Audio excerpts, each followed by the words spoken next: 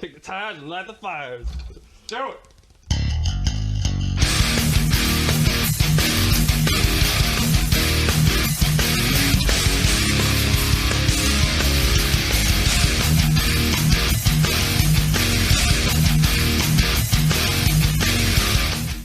Hey, what's up, Browns fans? Thanks for stopping into the Danger Zone. I'm Josh, joined by Rich over there. What's going on, buddy? Just playing the stock market, bro. The thumbs Reddit, bro. up. All Yeah, that. I think there's AMC, probably GME, NOK, Dogecoin to the moon. to the all that moon. shit, you know, but It's probably a big chunk of people doing it within the it's Browns fan base, I'm sure. we're all, I mean, look, you know, us noobs are any way we can make a couple of bucks. You know, if we take $1 and turn it into $1.50, I'm like, yes. Yeah, and it's exposing the game, and it's teaching people about the game that's played. And you know Power what? to the man. When you understand the rules, you have a better chance of success. And you know, the little guy maybe gets a little bit of a leg up here. So we'll see. I'm definitely in on the wave. Why not? Yeah, fuck yeah. Why not? FOMO, baby. Fear of missing out. FOMO. It's true. It's true. Yeah, absolutely. All right. Financial advice. And by the way, do not take financial advice from us. Yeah, we're idiots. Do man. not Just take financial don't advice listen from to us. anything. My wife keeps giving me mean looks all the time, and I'm like, "Don't worry, honey, it's fine." It's all good. It'll be good. Don't worry. One thing you should take advice from us on, and we're going to get a little bit into it now, is our stance on Baker Mayfield. And I think we've made it very clear throughout all of our episodes because we seem to bring it up at least once an episode.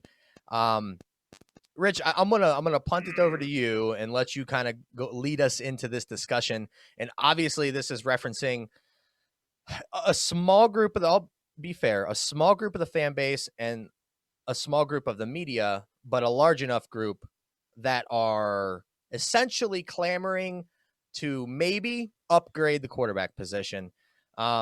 Rich, where are you at, and what do you got to say to these guys and gals? All right, look, here we go. So you know, like all the posts on social media, specifically Twitter, about we should look into this Deshaun Watson trade. Like those are the people that died off when the caveman got smarter. Like that was a previous, you know, they're cave people. They're idiots. They're cave people. Like I'm just not going to try to be smart right now. It's you know, I'm just trying to chill. Like they're big dumb animals. I've seen some shit like trade Baker. This is something real that someone posted.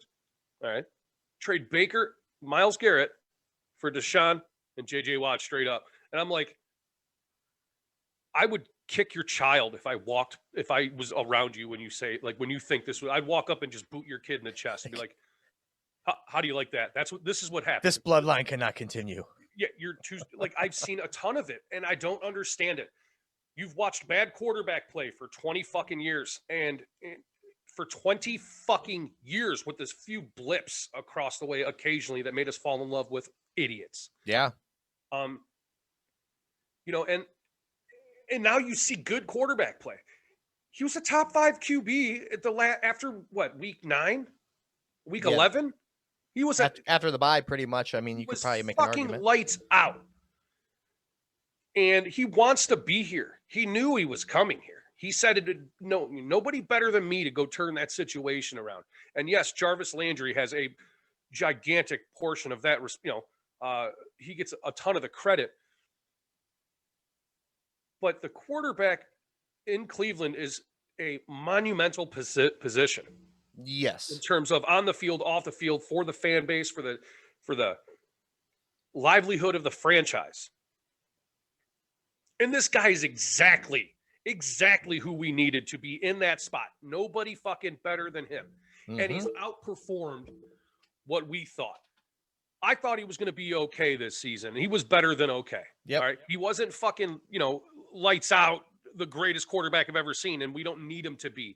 He's in the first year of an offense after being in 4 previous ones in the 3 goddamn seasons before that. Mm-hmm.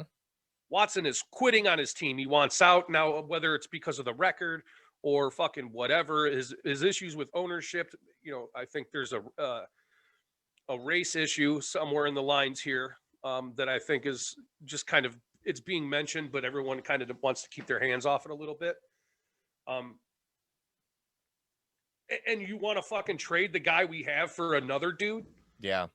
Like, Yeah. what the fuck is wrong with you? The relationship between all things considered, in that aspect towards Cleveland, Deshaun Watson could never be Baker Mayfield in Cleveland. No.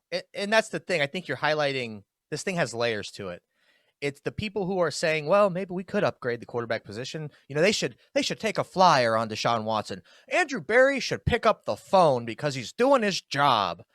No, that's too simplistic. You're not looking at the layers in this thing when you say things like that. One, you brought up Baker Mayfield in terms of his fit in Cleveland. Again, I'm not going to use the gets us meter, but the guy seems that he was built in a factory specifically to ship to Cleveland and to play football for Cleveland. He was built down in the fucking flats in one of them shut down factories, like fucking, the X-Men version of Deadpool. They fucking put him together in a goddamn factory and sent him out. It's true. Period. Layer one, he fits. He wanted to come here. Made it vocally clear he wanted to be the guy to turn the franchise around and had the confidence that he was going to do it.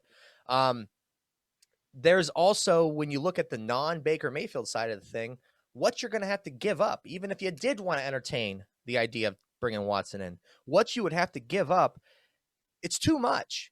It's too much. I'll be honest with you, Rich, and it's borderline insane, but they're talking maybe 3 firsts and more than that. Yeah, no, not a chance in hell. Now I would balk at that for Patrick Mahomes. I'd probably still do it, but I'd balk at it just because that's a lot, man.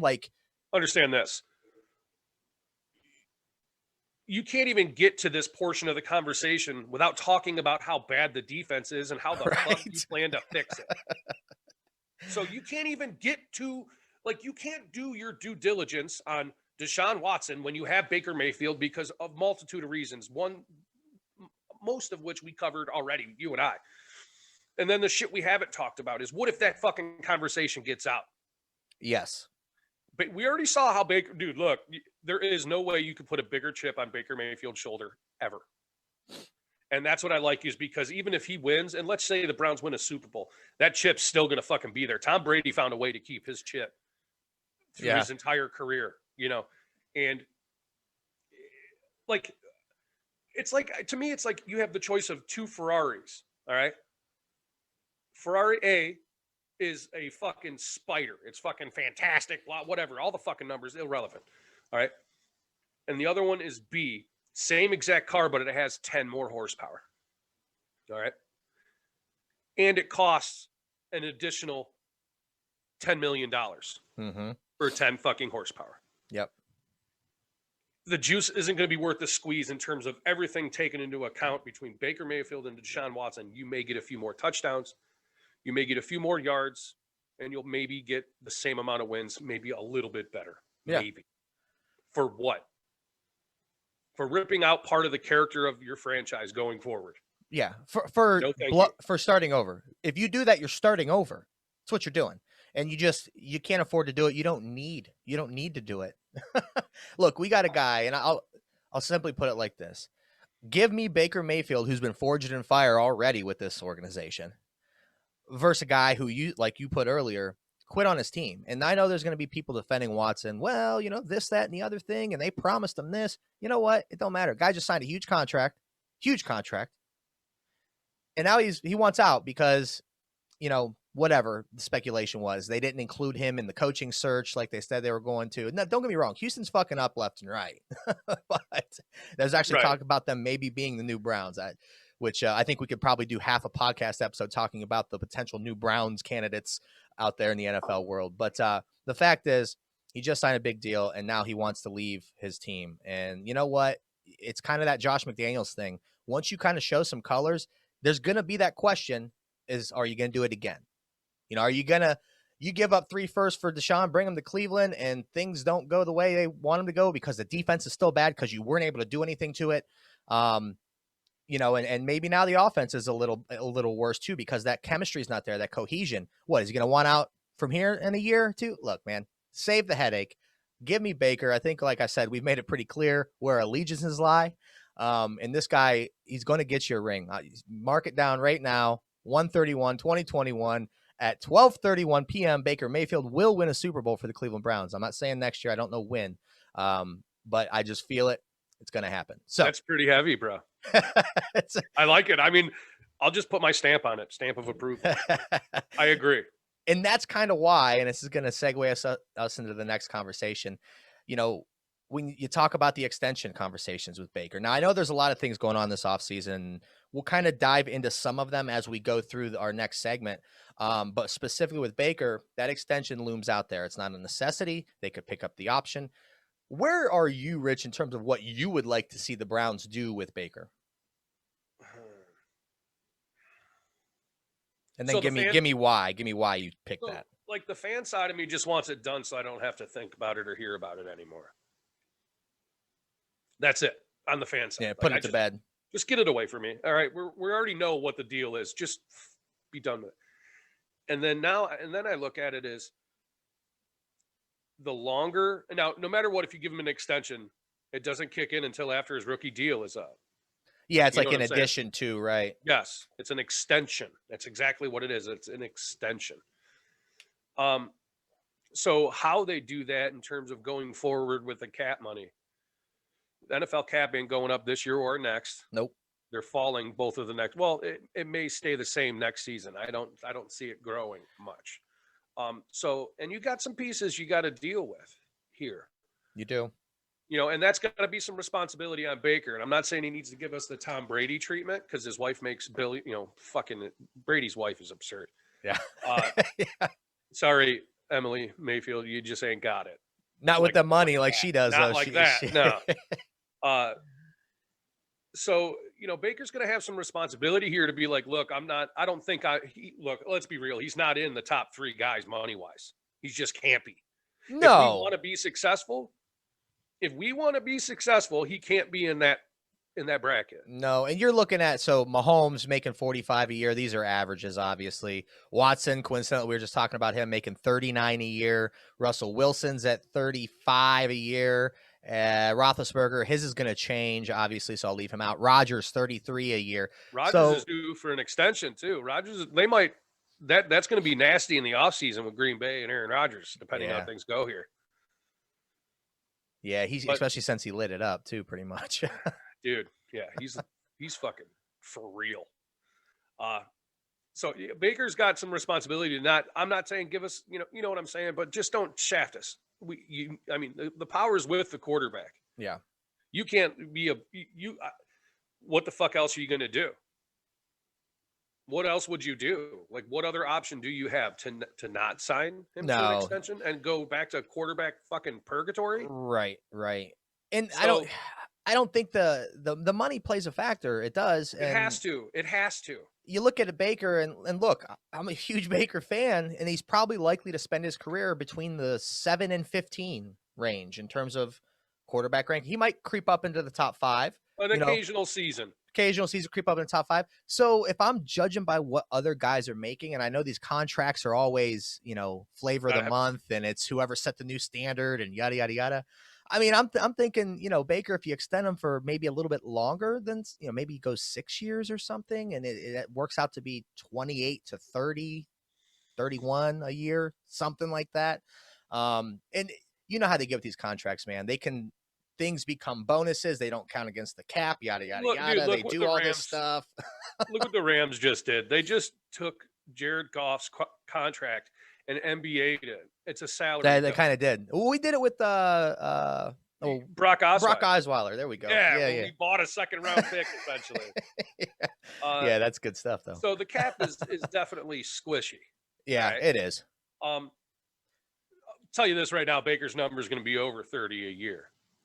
Period. There will not be a 2 in front of that number. It'll be 30. So he'll be paid like top 5 then. Right now, that top 5, though, 2 guys. There's more guys that are getting a deal this year, and that's the other part of this. Dak Do Prescott's you want to get Baker's try to get his done before the Lamar extension comes, the Allen extension comes? Yes. We want everyone else to have to shoot above our number for a small little piece of advantage. And it makes your deal look better, doesn't it? If you get yours in first, then 4 other guys get extended after you for a higher value. Well, they got a pretty good deal on Baker. Right. And maybe you back I think you backload the contract. So that way when Incentives, those numbers yeah. start hitting, it's the cap. It's Rona's we're past Rona. The money's going back up. That deal looks better and better. And then, like the NFL, they can just take $10 million off his yearly salary, turn it into a $10 million bonus, and suddenly make fucking $10 million in cap space. So, I just don't want to be in cap hell. And look, Right. when you're good over a long period of time, you are on that line. Yeah, you toe You it. have to. Yeah, you do. You have to. And we got some fucking nerds in the front office. You got to understand one of them is a fucking bean counter. Just the guy that counts the beans, make sure that we get enough beans every single day. You know what I'm saying? So I feel good about it, but Baker's deal is going to be over 30. It's probably going to average 36.5 over the life of the 5-year extension, maybe. Yeah. 6-year extension. I don't know if it'll go 6. I think you start stretching out. You're trying to get a lower number there. I think that's why it's 35, dude. Look, the last deal that was signed is Patrick Mahomes at $45 million a year, roughly, right? Yes. Okay. So you take everything into account, and the way these quarterback deals go, he's going to be, I bet you Baker's low number is 32 or 33. I think 32 is a fair number. But it'll go up. I think over the look, I'll pay the guy fucking 40. I swear to God, I would. But I don't have the in-depth knowledge of where that money needs to be spent and how over time it, on the defense. That's right. where it needs to be spent. God damn it. Well, and it's kind of the situation that, and we're going to get into some of the movement with quarterbacks, but I'm going to reference the Roethlisberger situation where the teams, pretty much told him, and I don't agree with him much, but in this I do. They pretty much told him, hey, you're going to have to take a pay cut because we're not going to be able to do anything else at all unless you take a pay cut. Yeah, and you're not. Look, I'm glad they're keeping him. Honestly, I don't think he's. I think they'll show again just like they did this year, where early season he's healthy and moving around, and later in the season things start breaking down. Yeah. Well, and I guess the point was to highlight. This is Patrick Mahomes' aside because he seems to be a special instance on everything. It's really to highlight you got to factor that stuff in if you're a quarterback thinking, okay, yeah, I want to get paid and I want to get paid what I'm deserved, but I want to win championships too. And I need to make sure I give my team the ability to build a championship team because I, Baker Mayfield, or pretty much anyone other than maybe 2 guys in this league, I'm not going to solely win it by myself. I have to have the support of the team around me in certain areas. And obviously we've seen what was presented to us and especially on the defensive side of the ball this year. You mentioned guys coming up for other extensions and stuff. And I think that's a perfect line to get into some of this. We've got a lot of free agents this year. As I was going through and putting some of this together, I didn't realize how many people we have hitting the free agent market. So let's get into some off-season priorities. We'll start with the offense. Right now, we're looking at Kendall Lamb, JoJo Natson, Rashard Higgins, Tywan Taylor, Kadero Hodge, Marvin Hall, and Steven Carlson. Some of those guys you've heard starting for the Browns, those names, a couple of them at times. That's a good chunk on the offense. Now, a lot of people returning, and you're talking some extension with Chubb maybe.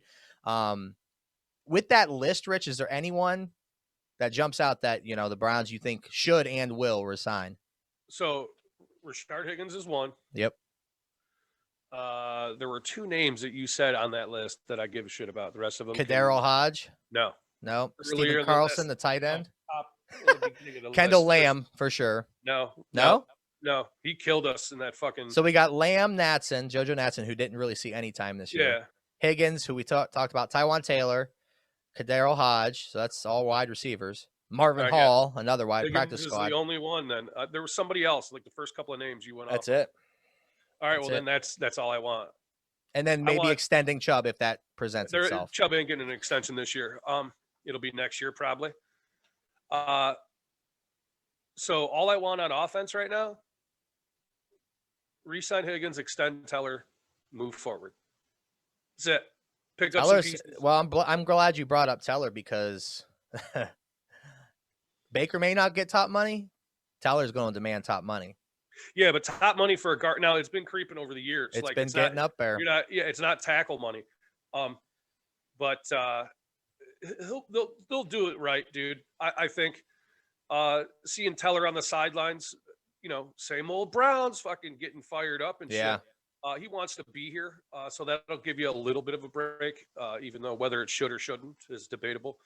Unless old I'm buddy not boy cons- tries to scoop him away and take him to Detroit.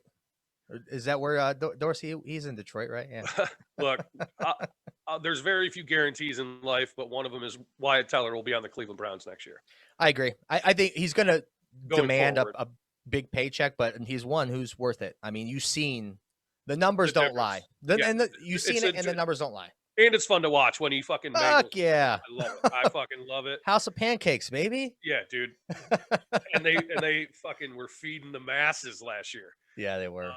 And that's, look, our whole offense is driven Like I said, around the performance of that yes. line. Yes. So basically, like I said, Kendall Lamb, whatever. I don't really care. Resign Higgins, extend Teller, and move forward. Yeah. I think someone's going to offer us something. We may not have Kareem Hunt next year. I think someone's going to offer us something for him. He may be a draft day trade asset. I hate to see it. Yeah. But he can start. He can start for another team. Yes, and I think someone's going to throw somebody with a young quarterback and a new head coach. I think may throw something at us, which would be kind of heartbreaking. The dude wants to be here. He's from here. I would hate to see it happen, but understand this. I don't care. I just want the Browns to win. Yeah. I root for I root for the colors on the helmet and jersey, not the name on the back. Yeah. You know? If they talk about with Chubb and extensions and money and, well, they might just think they have the ability to draft a guy to replace him. I wouldn't go that far with Chubb. Hunt, even though he's super talented, the complementary role to Not Nick a necessity. Chubb, right? You could draft a guy to play that number 2 role and do an admirable job and be able to produce. I disagree with that mindset with Chubb, though. I think he's a unique talent, specifically, again, built in a lab for Cleveland. So look, he should be a message guy to the rest of the NFL and upcoming players. That is exactly what we want is Nick Chubbs. Give us, 60 Nick Chubbs because I want some extras. Yeah. You know what I mean? Yeah. No, he is. He's too. the perfect player. He embodies everything that it is right now to be a Cleveland Brown, more so than Baker Mayfield, honestly. Yeah. Because he kind of like the term blue collar, right? It's been thrown around the NFL for a long time, right? But if you were to look at a player and say, just as the attitude, like, I'm going to go to work. I'm just going to grind. I got to grind. I'm going to go to work, be quiet, do my job, get my paycheck. That's kind of what I think of when I think of blue collar. I'm going to go do the dirty work, get in the trenches. I'm going to hit you in your mouth. It's Nick Chubb all the way. So Nick Chubb is like because that term is usually reserved for like offensive linemen. Yeah. You know what I'm saying? It's like Nick Chubb is an offensive lineman in a ridiculously chiseled fucking running back body. He's like, I'm just a lineman. They put me down in the dark like a mushroom so I can grow and shit. But I'm ready to play on Sundays. Nick freaking Chubb. Areas to improve, Rich. There's not a lot on this side of the ball. Offensively. Nothing. You got nothing? Just depth. I mean, I would prefer some extra depth on the O-line because, I mean, while we got lucky with fucking a guy named Blake who still hasn't responded to coming on our podcast, guy named Blake. I would like some depth on offense. I would like, and if I'm going to get greedy here, I would say somebody to blow the top off the defense on the offensive side of the ball, receiver-wise. Yep. Yeah. Like, I'd like that fourth guy to be Peoples-Jones, but if he ain't it for that, now he's good other places. We've seen Peoples-Jones is ready to play in the NFL. Yeah. Yep. But I would like to see them grab, not on the dirt cheap. I just don't want a sprinter. I want an actual NFL receiver, but someone who can just stretch the defense a little bit because it ain't Odell. And Landry play in the middle of the field. Yeah. And I don't like Odell's quick, but everyone seems to make him out to be like this burner and he's fast. No, don't get me wrong. He's super fast, but it's just not his style. It's not his game. Right. Correct. You know what he's got. Why would you waste the footwork on running in a straight line? You know what I'm saying?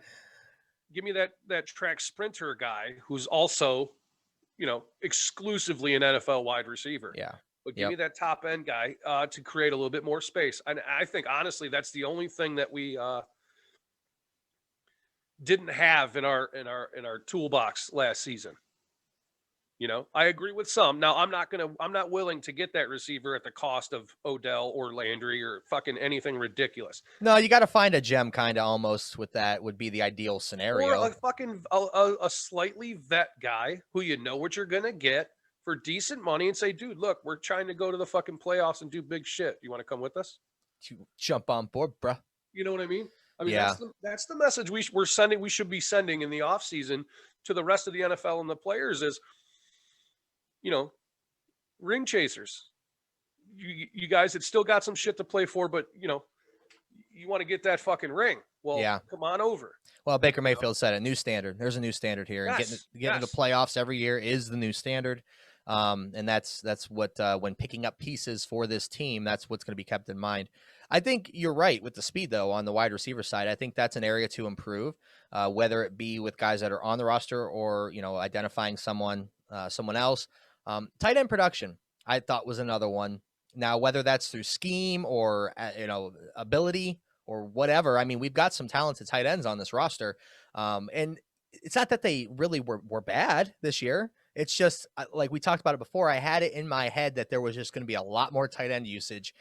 They were on the field actually quite a bit. There was, significant amount of times I saw 3 tight end sets. I don't have the numbers in front of me, but it just I didn't get the sense that they really went deep into the playbook with the tight ends, which is fine. It's a new offense. I get it. But I'd like to see a little bit more maybe this year pick up with that. We'll see how that shakes out. I 100% agree. Like I said, I'm not going to go as far as saying the Austin Hooper contract was a mistake.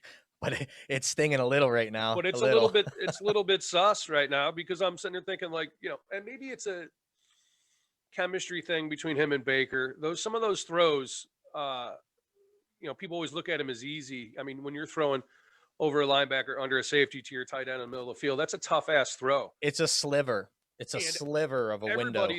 Everybody's got to be I'm talking in lockstep, and maybe that just wasn't it. Now Hooper had some drop issues. Yeah.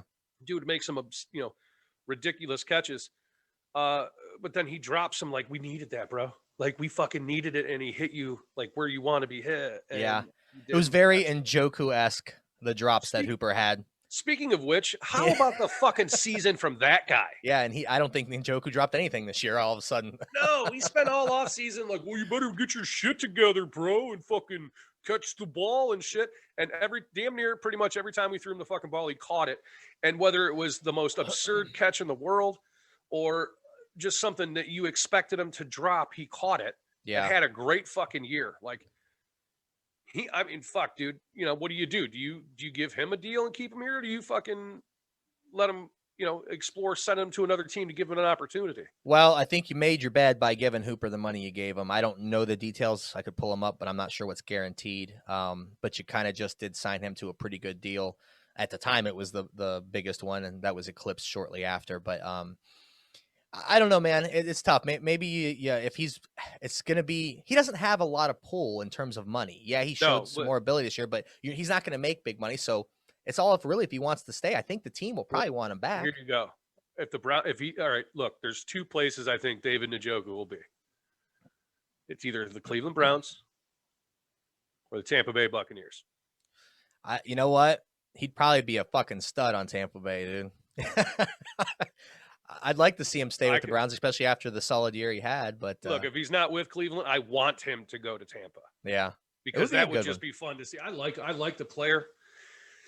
I just haven't liked the production overall. Last season was good. We could get more of that, but and you got to wonder if him moving out of the main role, a little bit kind of helped him.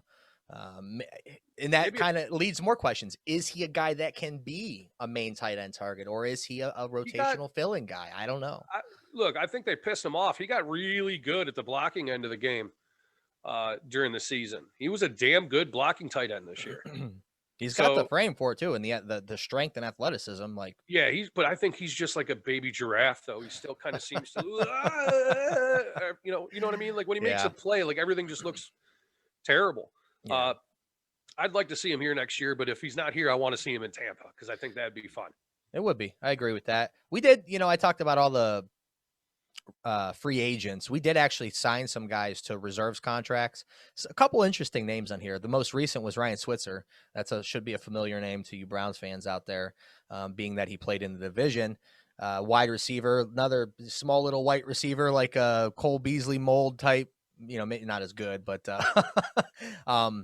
interesting to see what he can do. Jamarcus Bradley, you saw him when we had the vid wipe out the whole wide receiver, put them on the close contact list, and then we had to call guys up off the streets to play wide receiver. Jamarcus Bradley actually stepped up in that game pretty big time, and it did not look like the moment was too big for him. So I'm excited to see him come back to this team, get some time on the practice squad, maybe work his way, seeing some action next year would be good. Derek Willis was signed to a reserve futures contract or put on that list. I don't know if it's you actually sign anything or get put on a list or how that works, but you've seen him throughout actually Baker's whole career. I think he came out the same year in 2018, and he's hung around with the Browns for a little while. So there's some guys deeper down on the depth chart that, may be able to make an impact.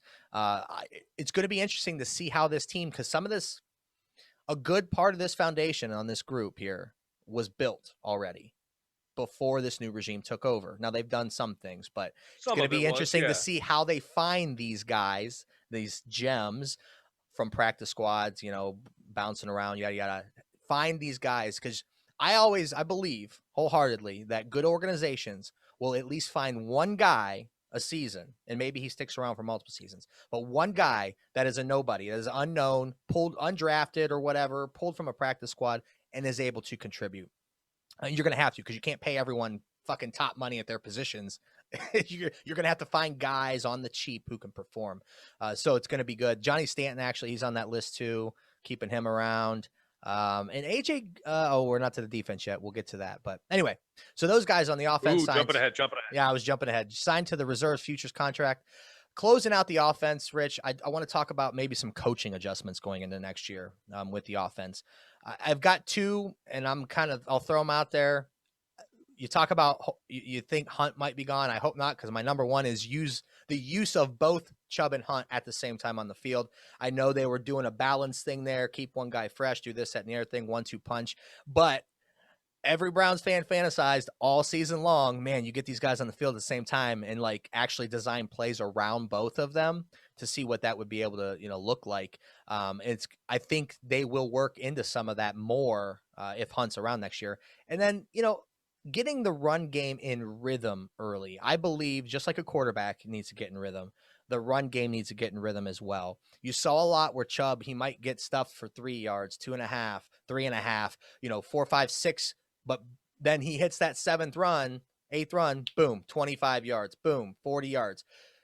He seems to be a rhythm type back in terms of breaking big chunk yards because he starts wearing defenses down, right? So I'd like to see maybe a little bit more of that. And that's not to say what they were doing wasn't working, because it obviously did. We won 11 games this year and won a playoff game. So, but Joe Schmo over here looking on, that's kind of where I stand with that. Rich, coaching adjustments. Did you see anything, the use of people, whatever, that you'd like to see maybe go a little differently next year? I would just like to see the offense continue to grow. I mean, I see why they did the things the way they did. Early in the season, we ran the ball way more than expected, at least stat-wise. And as Baker got more comfortable, we relied on the run less. Whether that's a good idea or a bad idea, it's still up for debate because we did win 11 games. Right. I mean, it's hard to judge. This is the fucking Rona year. We didn't have our head coach for a game. You know what I'm saying? I don't really have any complaints, really. I think the units all performed as expected or better, with the exception of maybe the tight ends. And I think that's more of just a comfort thing than it would be of any particular coaching complaints. You know what I'm saying? Yep. I'm cool with it offensively. Yeah, and I think kudos to Stefanski. I think there was, concern of him being head coach and play caller throughout the season, and I think it worked out well for him. It worked out well great for him. So kudos to him on that. All right, let's head over to the defensive side of the ball. Obviously, a lot more work to do on this side. When you look at free agents on this side of the ball, there's a lot of those too. We all know the 1-year deals that were signed by some of these guys at the beginning of the year. I don't know, it became to be, kind of commonplace. The Andrew Berry 1-year deal for guys on this side of the ball. You have some other guys coming up though. So Olivier Vernon's going to be a free agent. Kevin Johnson, Terrence Mitchell, Carl Joseph, B.J. Goodson, Andrew Sendejo, Malcolm Smith, Larry Ogunjobi, Tavier Thomas, and Porter Gustin. There are a lot of guys on that list who started for your Browns defense this year. Right. Started, unfortunately. Yes. Some of them were by necessity more than anything else. But, all right. So, yeah, there's a lot there, Rich. Who in that list, and I can go over them again if you need a refresher, who you keeping? I may ask, but right out of the gate, I'm keeping Carl Joseph, Malcolm Smith, Carl Joseph, Malcolm Smith.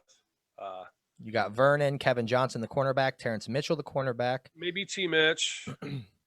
Sendejo, 23. B.J. Goodson. Larry Ogunjobi, Tavier Thomas, the cornerback, and Porter Gustin, the defensive lineman. I mean, sure, for depth reasons. I don't think Larry's coming back. You're getting Andrew Billings added to the squad this year. Yes, on a 1-year deal that is from last year. Or was it 2 with Billings? I'm pretty sure Billings is the only one that is one of the guys that got. He's got the lucrative 2-year deal. And it got pushed back, so we have him for 2 years still. The contract didn't go right. It kind of just suspended itself.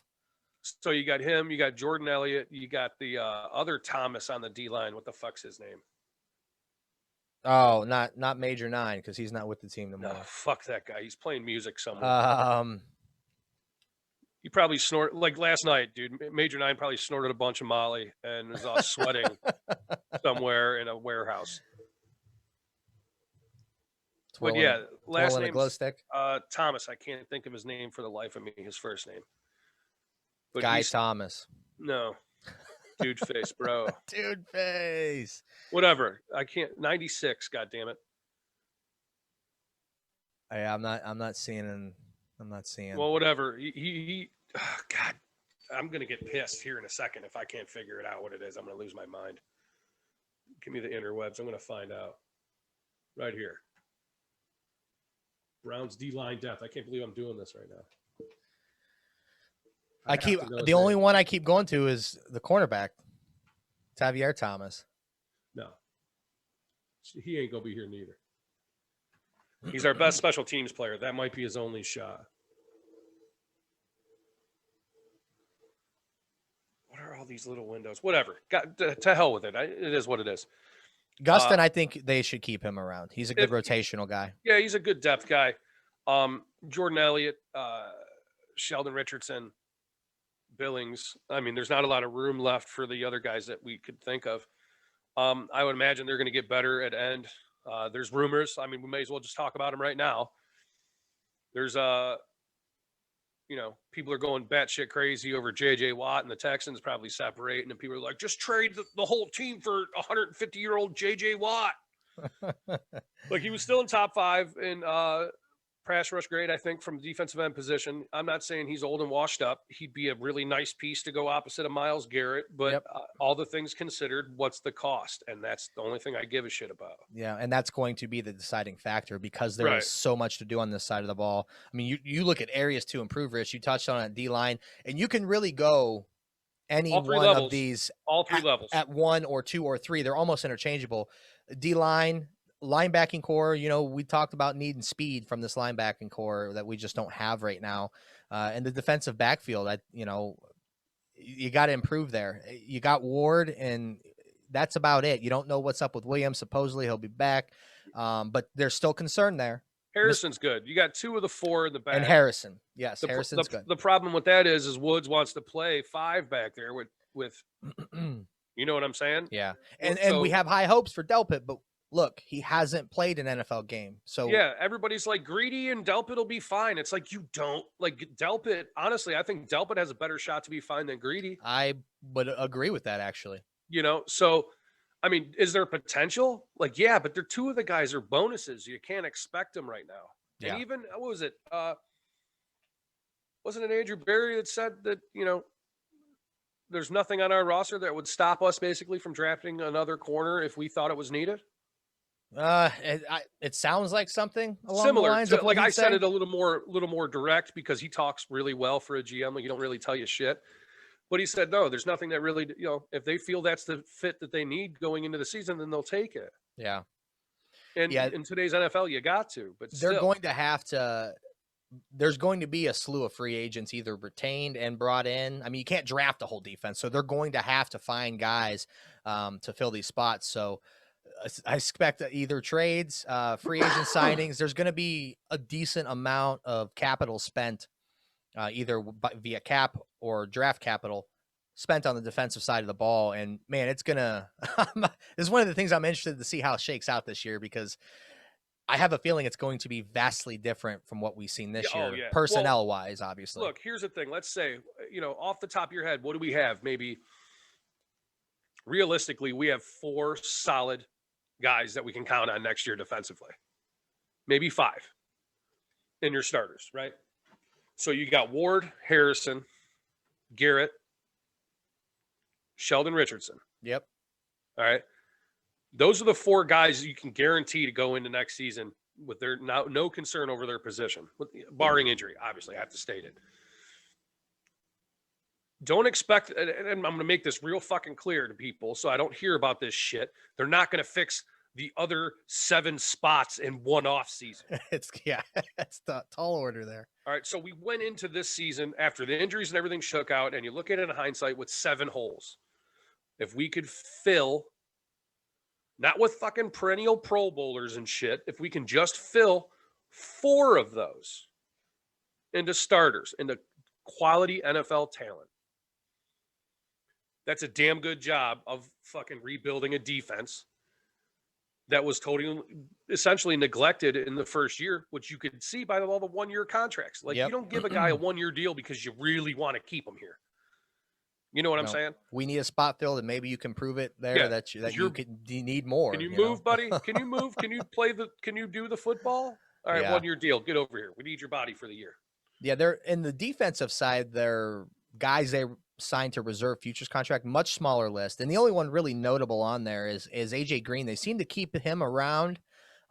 He didn't. It seemed like every opportunity, though, they had to elevate him to the active roster.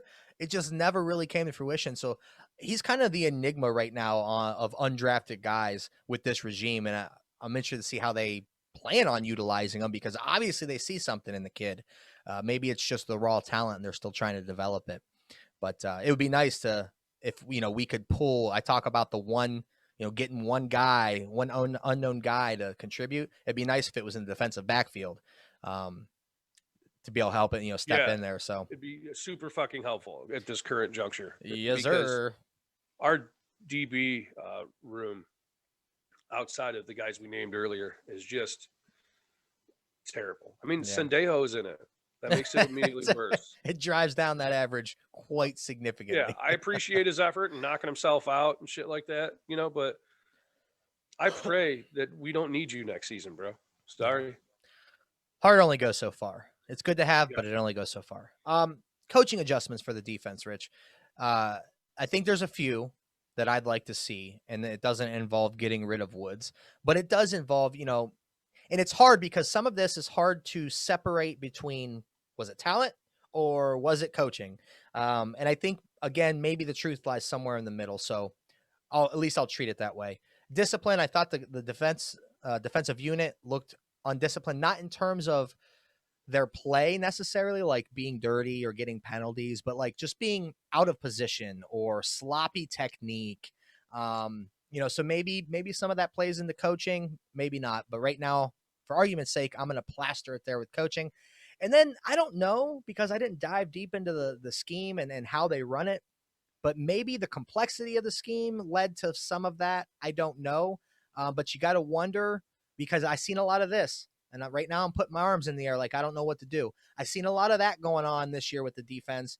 And look, if it's too complex for the guys you're working with, you need to dumb it down to put it simple. You got to dumb it. These guys got to know what their assignments are and what they're doing. And again, some of this may play into talent and needing an upgrade there. But Rich, those are my three things. Coaching. What do you, like I said, short of Fire and Woods, what do you think the coaching staff can do better to put a better product on the field next year? I think that scheme-wise, Joe Woods did a fantastic job. I think for the pieces that we have and for what he was able to do, majority of the time was pretty fucking fantastic. All right. The fact that we didn't get our doors blown off in any game, Except early. Yeah. I think that was more or less like the offense can't move the ball. Fuck. You know what I mean? And like where everybody just starts thinking everything can go, everything's going wrong. I guess maybe a little bit more aggressive I'd like to see overall. I think some people, when they see guys hollering on a field, that they immediately assume something's wrong. Yeah. And sometimes there's not. It's hard to read body language in instances like that. To me, I like it being a defensive coach myself, like communication, regardless, good or bad, gotta have it. Gotta have communication. They could have been just hashing out who has who, who's following inside, outside, under, over, whatever like that. Like, and maybe there's communication because one guy says this and the other guy says that. Hopefully they figured out, pre-snap. But I could see what you're saying. Like sometimes we saw guys, it seemed like we didn't figure it out pre-snap and we were moving after the ball was snapped pretty heavy. So clean that up. Some of that could be comfort, right? Comfort in the system itself. Yeah, just being familiar. I mean, you got a bunch of guys that are on 1-year deals. They know they're on 1-year deals. They haven't been here before. It's all brand new. Yeah. But I do expect the defense to be significantly altered. In a good way in the offseason. Yeah, I agree, Rich. So defensively, I think we're going to leave it at that because I think there's going to be a lot to come with this. And bet you me, buddy, we're going to be talking defense probably a few different times. Most of the time. I'm just off curious season. to see. Yeah, I'm curious to see what direction, they intend to go. Like where are they determining their needs are and see how they match up with ours. Yeah. Yep. Let's see, Rich. I got just a little blurb on special teams. We never really talked too much about them. Two things. One, improve your coverage teams. I don't know if that's rotating, people in different spots in terms of the gunner or whatnot, but it just seems like we weren't that good on coverage. And the second thing is Cody Parkey's a free agent. So stay that way and expect an open competition for the place kicking job in training camp. And it's fine. You know what? If the biggest thing we have to worry about in terms of open competitions is for a kicker, I think we're doing pretty decent. Whoa, because we said that shit last year, and half of us are standing on a 480 bridge midseason ready to fucking jump because of the kicker. Yeah, it's Remember, we were going, if kicker's our biggest problem, we're great. And then he was our biggest problem. Right, and we all looked down the fucking 480 bridge like, well, here's all of us. Let's go. You all here for the kicker? Fuck. For special teams for me, how about all I want? And this is it. Just make a fucking play.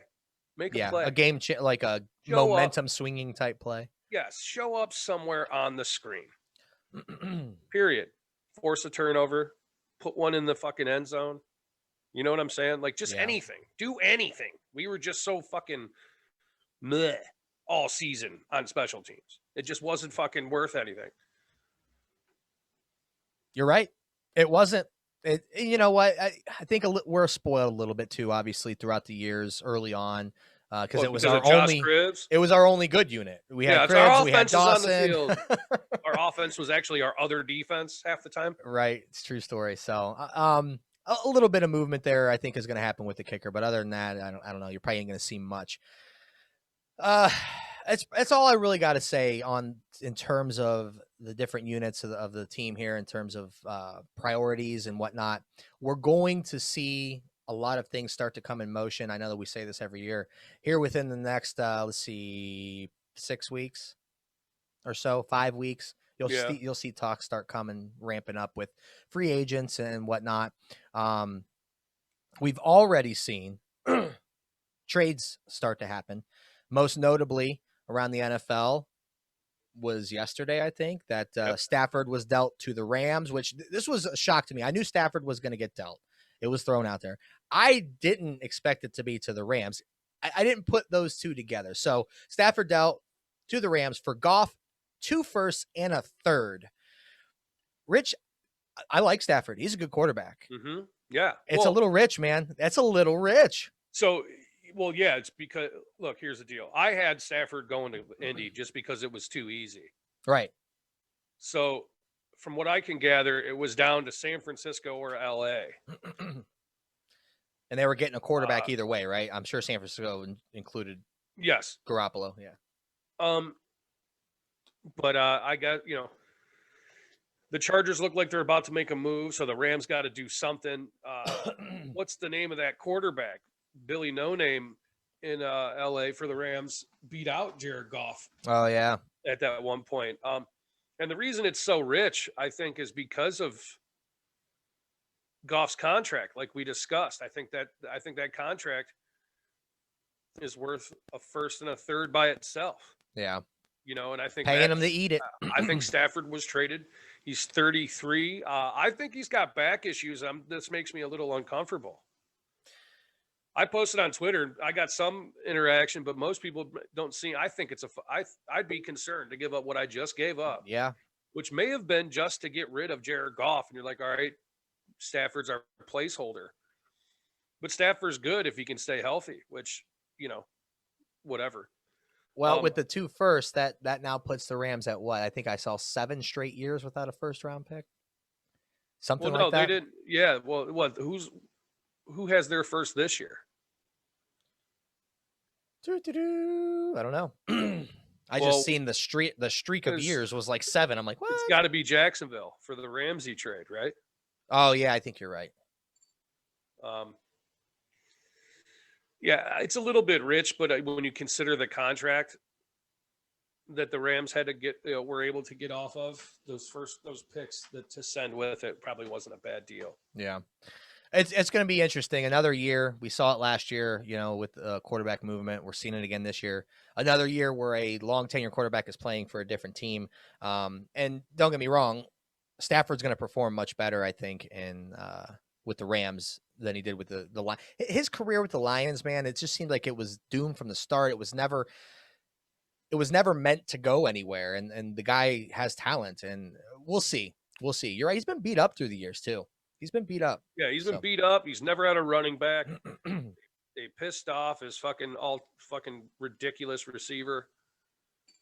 He's a large human. That man is a large human being. He looks like the Fox NFL Sunday robot. Yes, he does.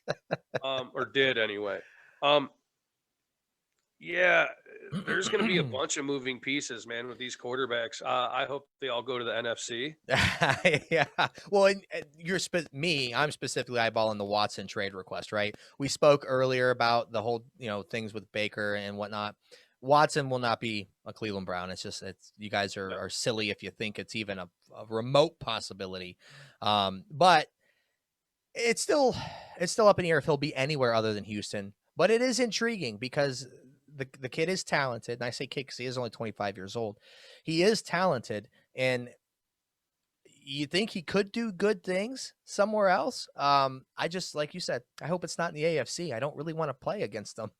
Or no, he's good. As least as possible, I'll say. Yeah, as we've said it, because we'd still take Baker over him. He's still fucking awesome. Yeah. I don't know. You got any weird landing spots for Deshaun? Like something that you feel is like inevitable, or I is like the don't. I think a dark horse, but I don't know that they'd be willing to give up the assets to do it. Would be New England. I don't. Not their style. And it's not their style, but I don't know that they know what they're going to do, like for their whole future. Like it's. The New England Patriots that we used to know are no longer. And Tom Brady still is. And Tom Brady still is. So it lends credence to that. You know, a lot of that may have been Brady's ability versus Belichick's ability. And look, Belichick's still a good coach, but I don't know if he can overcome a reset in New England. I don't know that he can do that.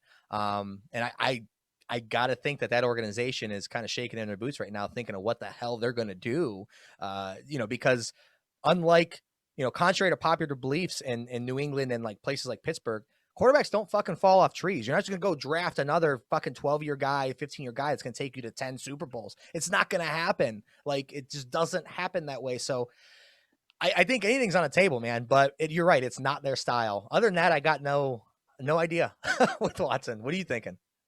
So, I don't know. I could see a scenario where, in some effed up way, Watson ends up the place I think he's likely to go to, if it's not Houston, is San Francisco. Garoppolo to the Texans, so the Texans ownership can have their white quarterback.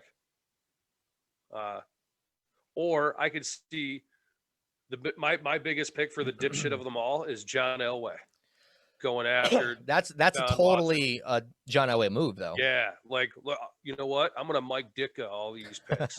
You're gonna have every year's first round pick for, you know, like they traded the whole draft for Ricky Williams. Yeah. I'm not buying the Miami or the Jets scenarios. I'm not buying it. I know that it came out that that's what Watson was requesting. Maybe why? If you had all those picks, I could see the Flores deal in Miami. I could see how they can make that connection. But how could you not want to go with Kyle Shanahan? Yeah, I mean, I would if I was a quarterback. That's where I'd go. Yeah, I'd be like, Kyle Shanahan, what's up? I'm going to be your quarterback. Trade for me. I'd be sending them Twitter messages right now. Oh, geez, that's funny. Yeah, it's going to be interesting to see what happens there. And look, maybe nothing happens. Maybe because the Texans hold the cards. I mean, Texans are on fire if somehow, I don't give a shit what they get picks wise. Don't care. I don't care if it's 5 first-round picks. You're a toxic organization. Dude, there will be fucking crowds of fans outside of their facility with pitchforks and fucking torches. Right. I'm wondering if some of them might have hoods. In Houston. You know, I just don't. I don't know. It's gonna be some fucking chaos in the offseason. It is. And we're not gonna be part of it. No, which is glorious. But you look at, I talked about New England. Cam's out there. He is not. Look, there were people beating the table for Cam to come to the Browns. Not a big group, but they were there. We heard them. The same idiots that are talking about trading for fucking Watson. They just don't like Baker. That's it. That's it. That's all it is. Period. And we see how Cam worked out in New England. Obviously, Rivers retired. Breeze looks like he might be next. Should retire. Has to retire. He should. He damn near got ripped apart this season, and I feel for the guy. Like, he played through some shit, but it might just be time for him. Dude, I saw on Reddit that he's actually using someone else's arm to throw the ball. Reddit, they got the answers to everything. Yeah, they do. And then, you know, I talked about Pittsburgh, and even though Roethlisberger says he'll take less money, I still think his future's uncertain there in Pittsburgh. You know, they might want to just hit the reset button, even though they're not drafting high right now. Maybe they decide, you know what, you're still not even worth $28 million a year, or whatever they're going to try to restructure his contract down to. Or it wouldn't be a restructuring. I think it's just a straight pay cut. Like, we're going to pay you less to be here, or you're fired, or you're fired. Water boy. Either way, you'll love to see it with the Steelers. I love it. Yeah, I hope it all burns to the ground. Because it's time for some new teams to start reigning in the NFL. And one of those right now, Rich, it's going to lead us right into the talk about the Super Bowl real quick to close things out. Actually, no, I got one more thing after the Super Bowl. Kansas City Chiefs. We played them. They're a young team, obviously, that's going to be dominant in this league for a little while. Tampa Bay, not a young team, but right now they are going to be relevant. Tom Brady seems to not really have slowed down. He has streaks where people may question it, but then he comes back and says, guess what, motherfucker? I'm Tom Brady. And he plays well. So what the guy's done is, like him or not, what he's done it's absurd, is man. Fucking absurd. It's absurd. And, you know, they were talking on the radio the other day about it. Like, you can't look, because people set the bar in the NFL for what greatness is. You kind of have to put him aside. You can't set the bar at like, well, you got to go to 10 championships, and if he wins this one, you know, win 7 of them. You can't. that can't be the bar. It's unreal. That's some Otto Graham type shit. Oh, look at that. It is too. Just saying. Just saying. I think it still kind of comes back down to earth with like the Mannings, both of them, even the Roethlisbergers, a few Super Bowls, 3-4 Super Bowls, and a couple wins. That's kind of the standard for a Hall of Fame career. 10 and potentially 7. Don't hold your breath on that one if you're, waiting for your quarterback to reach that echelon, because that's just fucking crazy. Never will happen again. Never will happen. That being said, Rich, we did play the Chiefs. We know what they're about. Mahomes is the real deal. I'm not going to sit here and jerk him off like all these commentators do every one of their games, but he is good. He is good. How do you see this game shaking out with the old Super Bowl? It's the Chiefs to win. I mean, I don't know. You know what? Let me take that back. Tampa. I'm going Tampa too, man. I think Tampa's gonna win. I'd prefer to have Kansas City win. The same reason I have during the season. I want the team that plays us the week before to win. Mm-hmm. I want Kansas City to be less hungry. You got 2 Super Bowls, man. Yeah. If Kansas City wins, we've got a shot. I heard rumors that we've got a shot of maybe playing the season opener against them. Fine, fuck it. Do it in Cleveland, bitches. Sunday night. Do it in Cleveland. Well, it's always a Thursday night, I think, right? Thursday, whatever. Thursday night in Cleveland. Everybody's allowed at the stadium. So I'm going old man Brady too, man. Like he don't need it, but man. No, but I mean, whatever. Just once you get to the top, just stay there, motherfucker. You're right. You're already ridiculous right now. So just keep it going. Fuck it. Win your 7th. 70%. And to be honest with you, like, he don't need it, but I'm gonna say that even though this is gonna sound weird, he kind of deserves it. The guy probably works harder than probably anyone out there. I mean, he's how was he 44, 43, 44? Yeah, and you've seen his arthritic hand too. It's like a fucking Incredible Hulk hand on a normal body, dude. And he just engulfs a football and chucks it. So I think you can't, unless he's like taking some kind of miracle drug that's not like out on the market yet and no one knows about. You can't. Brady lifestyle. You can't deny like this guy's dedication and passion for the game to be able to play at the level he's played at for so long.